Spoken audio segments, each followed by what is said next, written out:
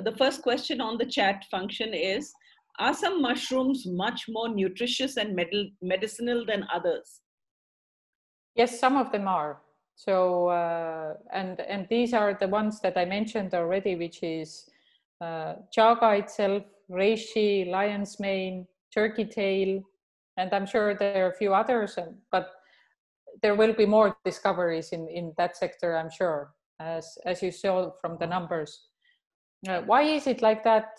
I don't know exactly, but no, like with plants, some of the fruits are more nutritious than the others. Right. Okay. Yeah. How does one cook mushrooms to get the best out of them nutritionally? Then again, depends. Let's say for chanterelles, the easiest is to fry them with a little bit of onion and butter.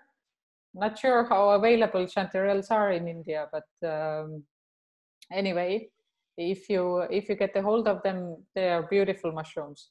Some of them actually, I know from our folk medicine that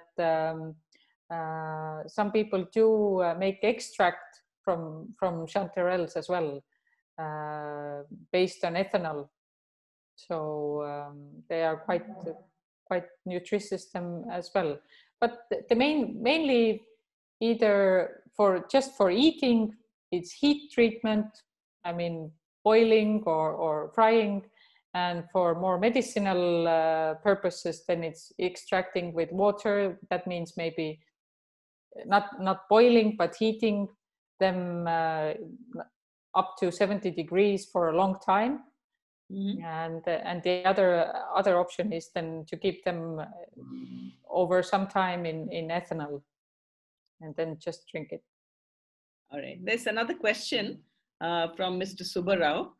He says, how do we differentiate and recognize edible versus non-edible mushrooms? There is no one rule. There is only the knowledge of mycologists, and I strongly suggest that whenever you go mushroom picking, you have some kind of mushroom book with you that describes very specifically the mushrooms. What I have seen here in our forest myself is that the poisonous mushrooms can be very, very similar to the very delicious ones. So you kind of need to have an eye on it or know very well what you do. So it's only by studying. There is no one rule that this is this or this is that. So what you're saying is that you have to have a proper knowledge of mushrooms before you actually pick them, right? Yes, exactly. Yeah. Because otherwise it can be quite bad consequences. Okay. All right. And also a follow-up question is, in terms of nutrition, is mushroom better and more effective than garlic? Depends again what kind of mushroom, and depends what, if we talk about boosting immune system that garlic is also known for, then I could say that I know more about chaga mushroom. So in our products, I would say it is more powerful just because it's extracted and also combined with other herbs. But I wouldn't say that one is better than the other. It's very individual also with every person, how their body is acting or reacting with either herbs or fruits or plants or whatever. So okay, both are good. Okay, Sunita Mirchandani asks, is there a high content of sulfur in mushrooms? That depends really where they grow, because mushrooms are very, they are like filters of the environment around them. So that's why it is very important that they grow in a clean environment. And yeah, again, as there are so many different mushrooms, then it's really hard to say in that way to have one rule to all of them. Here's an interesting question. As far as I know, mushrooms were supposed to be a name for drugs, but somebody's asked, some mushrooms take you on a spiritual high in South America. Are there any such mushrooms in this variety? In that sense, yes, there are mushrooms that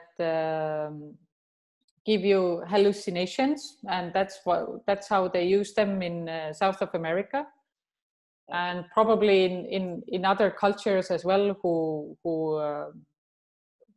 use natural remedies, and that's why it's interesting. It's not that I'm suggesting to consume them, but it's interesting to see how in the fight with depression and finding new ways how people can get over depression faster and better.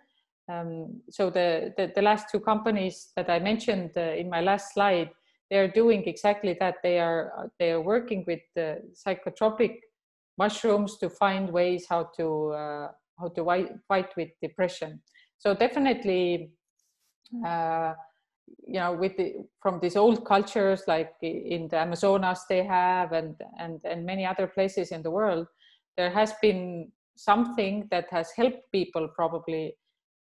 But now we need to discover it through science and very long research, which wisdom they probably already had. So it's definitely linked, but it is something again that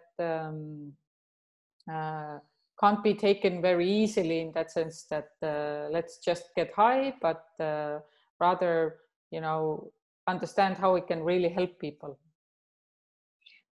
So one last question before we open it up to the participants to ask you questions. Yeah. How nutritious are button mushrooms and oyster mushrooms? They are very freely available in India. Okay, I'm afraid I need to get back with that answer because I'm not familiar with them.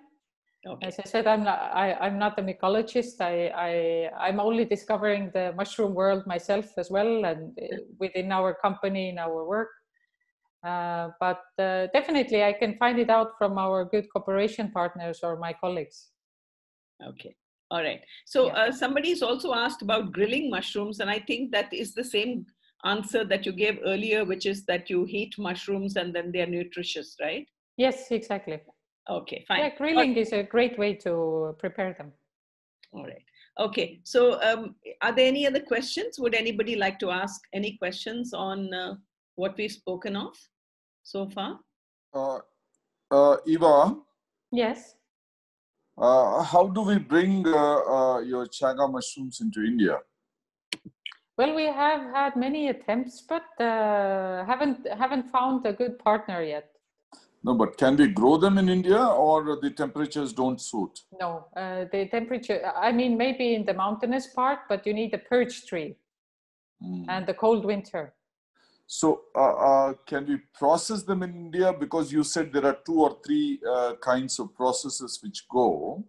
Yes. So if we can bring the mushrooms and process them in India, maybe it will be cheaper to develop the end product. In that sense, it's possible, yes. Yeah. To import them in bulk, and then whoever is interested to use them in their products. No, I'm talking about the same chaga products to be manufactured in India by importing your mushroom here and processing, because India, the labor is very cheap, and we have abundant land available, manpower available, and market is also huge. So yes, of course, market is huge. The only thing is India is price sensitive. So we need to keep the prices low so that we can market in bulk. Yeah, the option is to develop a special product also, especially for Indian market, which we are doing with many of our other clients to have a specific market-specific product, and then we can continue from there. Yeah, I think Her Excellency Catherine will try to help in bringing you to India, and we will be there to support you. That's very good, generous of you. Thank you. And yes, Katerina has always been very good help.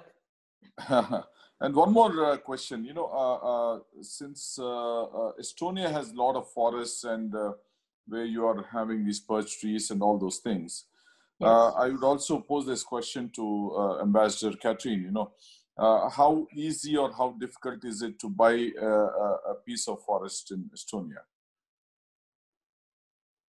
It depends on the size of the forest. There are certain limitations and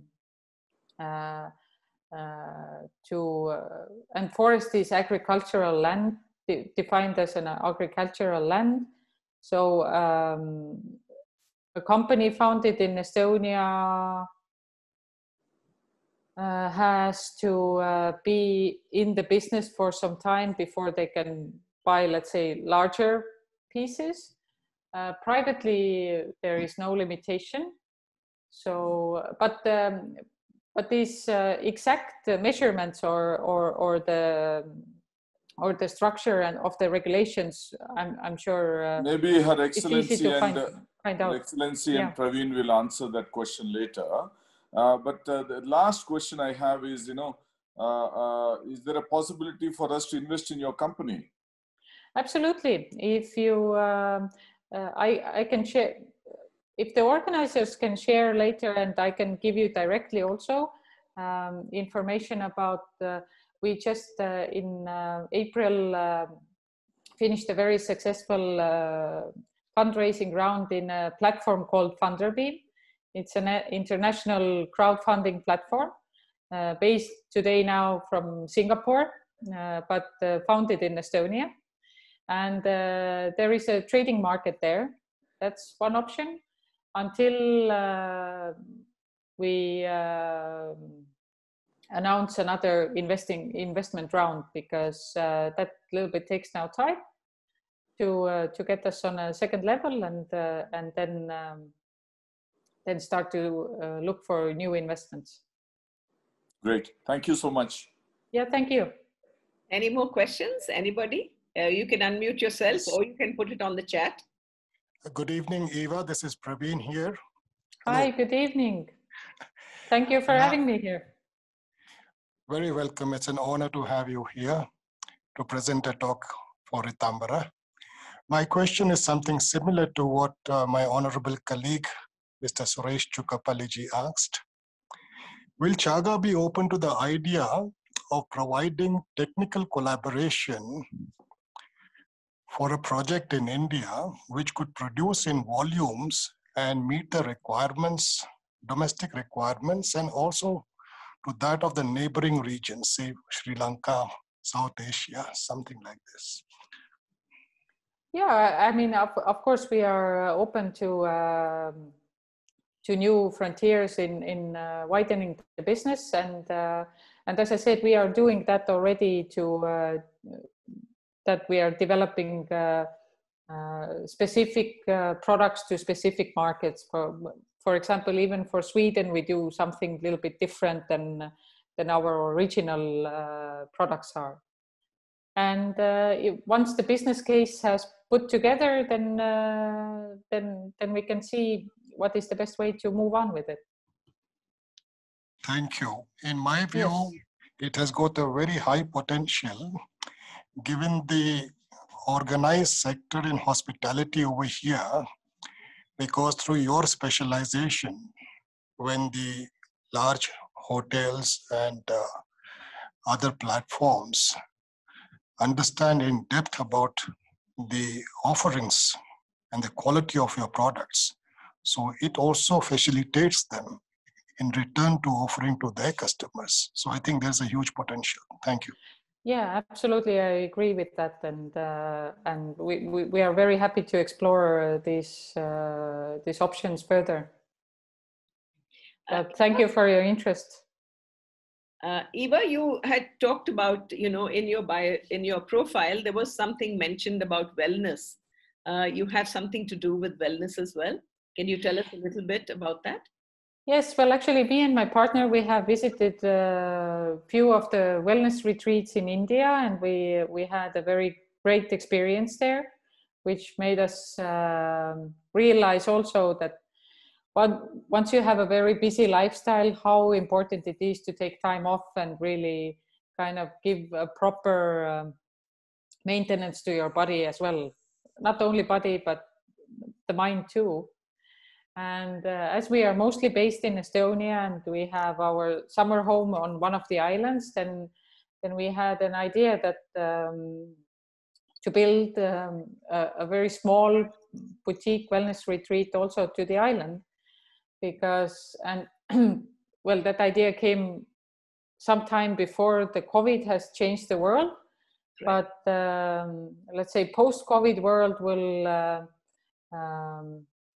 appreciate far away and I wouldn't say lonely, but a place with very little number of people even more, to have privacy, to have clean environment, and just to be, you know, kind of switched off from the world. So yeah, we are moving on with that plan. We plan to start to build probably, hopefully, in the first part of next year. So yeah, that's also somehow life has brought all these topics to my life, that first with Chaga and now with the wellness center, and I'm getting to know that world more and more, and it's very, very interesting journey. Right. Yeah, we are on that journey too. Yes. So we understand that. All right. Is there any other questions? Otherwise, we can. Yeah. Hi, Eva. Hello. Yeah. Hi. My name is Antara. Very nice to meet you. Good evening. Yeah. I was really taken by the stuff that you're doing at Chaga, and I have been personally consuming mushrooms for about 4 years via Four Sigmatic. So I know Terry Uskapola's work and what he's been doing in the US primarily. So it's very difficult to source the stuff here in India because, well, we are not, first of all, in India, the awareness is not as high as it's in the colder Nordic countries, as you might know.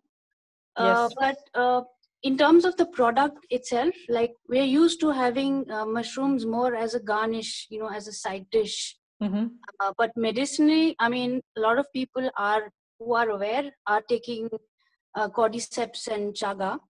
Yes. And since we are a very beverage loving country, we have a lot of chai, and there's a big market here where if people would know about how to ingest it through a chai on a daily basis and add to their developing a strong immune system, it would kind of help in a lot more ways apart from just an elixir or a powder. So what my question basically is that in India, there is obviously no possibility of growing these mushrooms. But if the powders or if the brews were marketed here and were introduced with the beverages, there would be a great, I think there would be a great space for the stuff that you're doing. Yes, thank you for pointing this out. And yes, I agree that Indian market, like any other market, it has its own specifics, and people have their own consuming habits. So yeah, thank you for pointing that out, that this is really, I agree with you 100%. And but this, may I ask, this Four Sigmatic, do you get it already in India, or you need to order it from outside? No, it's always through a friend or someone who's coming from the US. Because you can't really buy it off. You can, but it'll take about 3 months to reach India. Okay. So yeah, another question I had was your immuno elixirs that you have on your company. Yes. How do you ingest? I mean, how do you take it? Do you have it first thing in the morning, or do you have it when you feel like you're getting sick? Or, I mean, when do you have it? Yeah, so first of all, we suggest to have them as prevention, to have a 2 weeks course. That's about 3 bottles. And we suggest to take, there is a cup comes with a bottle. So you take 1 cup on empty stomach in the morning and 1 cup on empty stomach in the evening. And that's how you continue for 2 weeks. Again, people and people's bodies are very different and digestion is different. So to some people, 1 cup is enough. They feel already energized and very well. For the others, maybe 3 cups is enough. It really depends where the person is with their body at that moment. But yeah, we have actually very specific instructions on the bottle and on the box as well, how it's best to be consumed. But yeah, on the empty stomach is the best because then everything absorbs also the best. Oh, great! It'll be nice to try it out. Yeah. Yeah, we really, I mean, we have made some attempts to come to Indian market, but of course, registration of the products and to get them through customs and to get the right distributor, it hasn't been so easy to find, especially because just India is so big. I mean, we like to joke here in Estonia that the number of population is same, 1.3. Just we have million, you have billion. So for us to find our way in that huge market has taken time, but I'm sure there will be a solution in its own time. Yeah, I think Praveen Bhai, we can look at connecting ITC or Dabur or one of the large company to market this product easily. You know, we have contacts with all of them, so probably we can help. Okay, that's a very good idea, Sureshji. That's a very good idea, Sureshji. In fact, Dabur Vivek Burman is also one of our honorary colleague, honorary consul general. Okay. Yeah. Yeah, I mean, yeah, Praveen, you have all my contacts. I have yours. We can continue that discussion also via email or have a separate call. It's I'm very grateful for you thinking along and Sure, we'll do that because Dabur and organizations like this, they have a far wider reach and outlets throughout the country.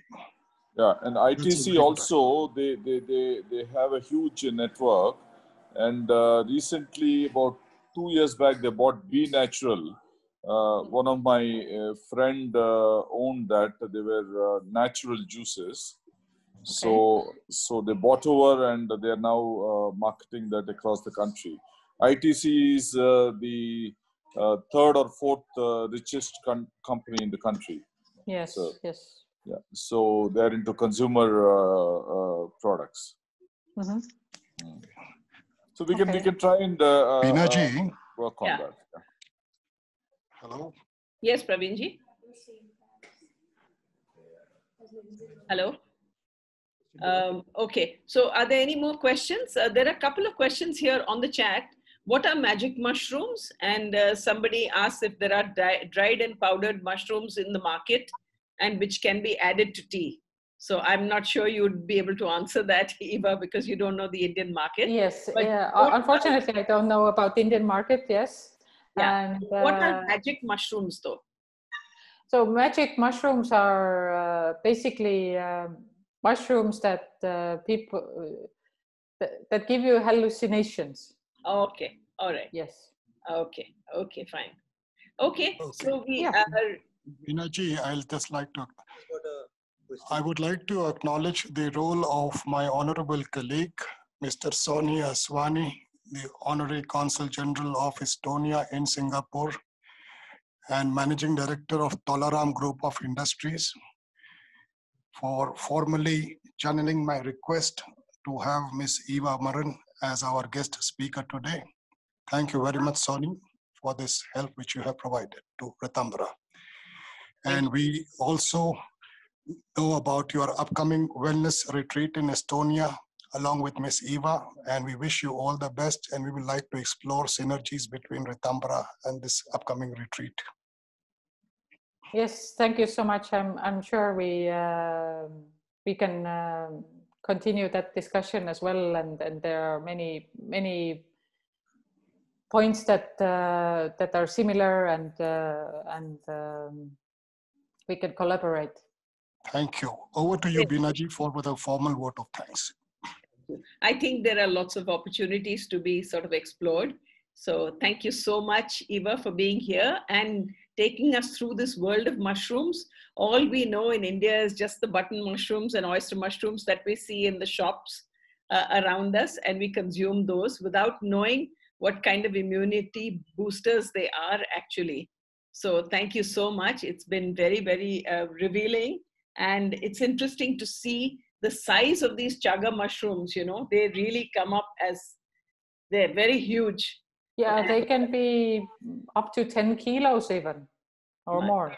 Yeah, yes. that's really amazing. And Binaji, before you close, can we ask Her Excellency to have a word on Estonia and the market there for us? definitely. So thank you for giving me the floor. It was nice to see you, Eva, and I wanted to share with you all actually also my personal experience by consuming these kind of immunoboosters. I have been trying out 2 forms of this wonderful immunoelixir. And last summer, I also tried out the powder and you can add it into the porridge or tea. It will slightly change the color. It becomes a little bit darker, but it is something wonderful you need during this pandemic, but not only, because especially in Northern Europe or in some part of, we have the so-called influenza or flu period. And then you need something to get a little bit more antioxidants into your circulation. And mushrooms as such, when growing in a clean environment, we have lots of it in Estonia, it's something that is meant for benefit of the health for all of us. I'm very fond of the other more traditional mushrooms as well, and so fortunately I got the knowledge from my grandparents from the same island where Eva has the summer house as well. So from the very childhood onwards, I was picking up different mushrooms, and I really can make difference what I could take with me and what not. So I wish we all could transfer this knowledge also to our children, to the younger generation. And as Vinod Paslial, our trade advisor, was also following this webinar, at least at the beginning and first half. He is the trade advisor in Estonian embassy, and we can certainly take the issue further. As of land acquisition, we have to look deeply into it, because it is, of course, possible to buy land as a private person, also allowed for foreigners. But it is probably not allowed to very quickly change the purpose of this land acquisition, or what will you really do if you buy it as a private land to build a private house there, then you cannot immediately transform it as a business entity or try to build their big shopping mall or whatever. This kind of transfers cannot happen very quickly. Probably it needs some time. But we will look into the legislation. It is possible for foreigners to buy definitely land in Estonia. And I would encourage many Indians to look into these opportunities. Hopefully the crisis period will be soon lifted, or it will become better again as of supply chain. It is very difficult for time being now to something, as well as we all, as I do. But thank you once again for this wonderful opportunity. I hope there will be other occasions in the future also to introduce my country and what good we will take out of it. Thank you so much. Thank you so much, Mrs. Catherine. With that, I think we'll close now. Thank you again, Ms. Siva, for your presence. Thank you. And being the speaker today and honoring us. Thank you so much. And thank you to all our distinguished participants here today. With that, we can end now. Thank you. Namaste. Thank you for being here. Namaste.